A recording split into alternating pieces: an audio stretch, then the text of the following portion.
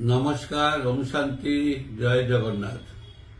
বন্ধুগণ, জয়দেব ନିର୍ବାଚନ ମଣ୍ଡଳୀର ଭିତରେ ପ୍ରାୟ 33ଟି ପଞ୍ଚାୟତରେ ବହୁ ଲୋକ ଭୂମିହୀନ ଅଛନ୍ତି। ଭୂମିହୀନ ଥିବା ଯୋଗୁଁ ସେମାନେ ଅନେକ ସରକାରୀ ସୁବିଧାରୁ ବଞ୍ଚିତ ହେଉଛନ୍ତି। ବିଶେଷ କରି ପ୍ରଧାନମନ୍ତ୍ରୀ ଆବାସ ଯୋଜନା ସେମାନେ ପାଇପାରୁନାହାନ୍ତି। କାରଣ ଗାଇଡଲାଇନ୍ସ ଅଛି, ଯଦି ଜମି ନଥିବ ତାହେଲେ ସେ ପ୍ରଧାନମନ୍ତ୍ରୀ ଆବାସ ଯୋଜନାରେ ଘର ପାଇପାରିବ ନାହିଁ।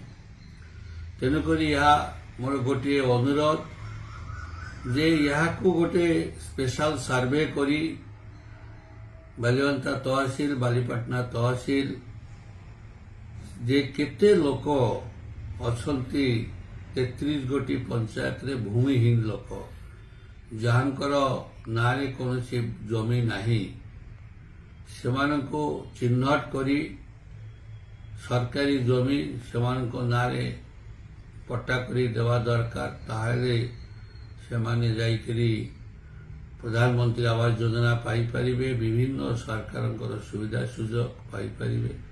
ତେଣୁ ଏହା ମୋର ରାଜସ୍ୱ ବିଭାଗର ମନ୍ତ୍ରୀଙ୍କ ପାଖରେ ଅନୁରୋଧ, ମାନ୍ୟବର ମୁଖ୍ୟମନ୍ତ୍ରୀଙ୍କ ପାଖରେ ଅନୁରୋଧ ଯେ ଏଇ ଯେଉଁ ଭୂମିହୀନ ଲୋକ ଅଛନ୍ତି ଜୟଦେବ ନିର୍ବାଚନ ମଣ୍ଡଳୀ ତତ୍ସହିତ ସମଗ୍ର ଓଡ଼ିଶାରେ ସେ ଭୂମିହୀନ ଲୋକମାନଙ୍କୁ କିଛି ଜମି ଯୋଗାଇ ଦେଲେ ସେମାନେ ଉପକୃତ ହେବେ ଏବଂ ସେମାନେ ସରକାରୀ ସୁଯୋଗ ସୁବିଧା ପାଇପାରିବେ।